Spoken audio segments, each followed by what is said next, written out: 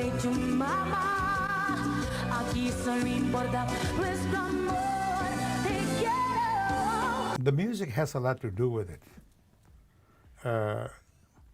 The music of Selena Los Dinos connected very, very well with people, with, and like I said, different cultures, but Spanish-speaking people. I think that and her music, her songs was always clean. They were never vulgar. The music was danceable. You have an artist that has a beautiful personality. And all of that in conjunction made this move.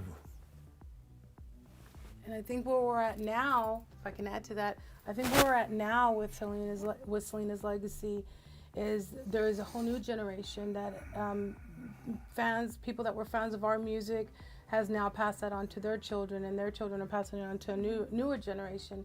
And so it's a whole new generation finding out who Selena was, not only as an artist but as a person.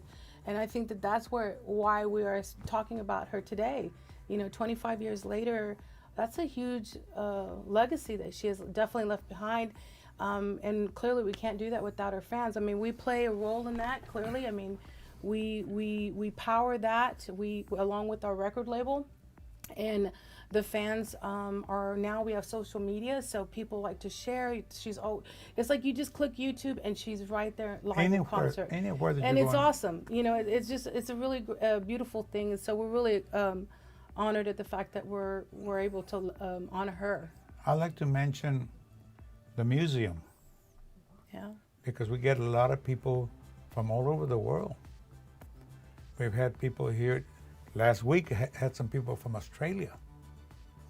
And we get people from Europe, the Caribbean islands, Central America, Mexico, South America. Last year we had come to visit our museum, over 22,000 people. That is more than all the city of Corpus Christi museums put together. Yeah. What makes them come and make trips from so far off to come here? Because they remember Selena. Yeah, the love for her. We could be here all day. Yeah. We're coming up with things like that. I mean, But Selena was a beautiful human being. Us humans have that something that if you see a person on television, you've never seen that person before, but you can decide immediately whether you're going to like that individual or not. I don't know what it is, what you call it. So evidently, people love Selena, and that's why they come. And they spend a lot of money traveling over here. yeah. I think one of the things that why people love her so much, and why I mean, clearly she was my sister. I love her so much. But one of the things, I think the two best qualities about Selena, one, she was generally kind-hearted. Mm-hmm. She didn't really realize how kind-hearted she was. That's one. But more importantly, she was also funny. She was funny in a quirky way, like just silly. But then she was that person that would say a joke and it would be wrong, but then she would laugh at the fact that she said it wrong, and then it just became even Get everybody laughing. Yeah, everybody would laugh, and she would make more fun of herself because it was said wrong, and she just had this really good sense of humor. She always would make us feel good, you know what I mean? Like always just trying to hey, how are you doing?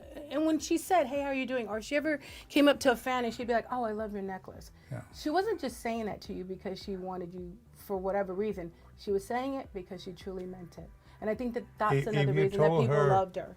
If a person tells Selena, or Selena would tell him, or they would say, Selena, that's a beautiful earrings you got there. She would take them off and give it to him. Yeah. I would just say, no, take them, I got one. Okay. She this girl admired the boots that she was wearing, and she had just gotten those. And she took them off, and she gave them to her. And she tells the young man, that the road crew, go get me my other shoes in the bus. That's how kind-hearted she was. And if you said something negative about somebody, she would say something positive. Yeah, she would. She didn't like negativity. Yeah. It So would all have of the something things in positive. combination, she was a likable person. No, I'm smiling because I'm listening to these stories, and I'm listening to Mom's story, and I mean, it's like Dad said, we could sit here all day and tell a lot of stories, and some we choose to keep to ourselves. You know what I'm saying? Because we have that right, and some we choose to share with the public. Me, as for myself, I think I'm still in shock because it's like our lives, ultimately, Selena not being here has changed our lives, and it even feels weird doing this interview here for me because I feel, you feel an absence, and that's never going to go away. But the thing is that I sit beside myself. The other day, Suzette's on top of things. And it's like I'm like, what? That's happening. I'm like, I'm that guy. So, and the thing is that Suzette sends me a billboard clipping, and Selena's at #1, and then it's been That came out last week. It came out last week, and so I pasted, I put it up, and Suzette goes, "Baby, you posted it up wrong." I go, "Why?" She goes, "She didn't just hit the #1 spot. She's been there for like 26 weeks, and she's been on the charts for 97 weeks. 197. 197 weeks. 197 That weeks. just came out last week. 197. The album is called The Ones, which obviously has all the #1 hits.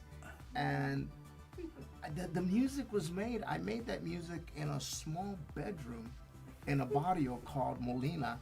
And it was a makeshift studio. I made her album, and I'm going to share this for the first time, with 2 keyboards that cost me $400 a piece. All the sounds you're hearing came out of 2 little sound modules. That's all it was. And just some intensive studying of the market, and also when we were going to do our first album, Dad told me, son, he sat me down, and when he sits me down, I said, oh boy. He goes, good news is we're going to sign with Capitol Records. Bad news is they don't want you as the producer. And I went, No, that was just the English album. no, that was a Spanish one. Was it? Yes, No. they wanted to get Yeah. the Grammy Award-winning producer, but Dad says no. Let AB do the first one, and if he does well, then we'll continue to let him do it.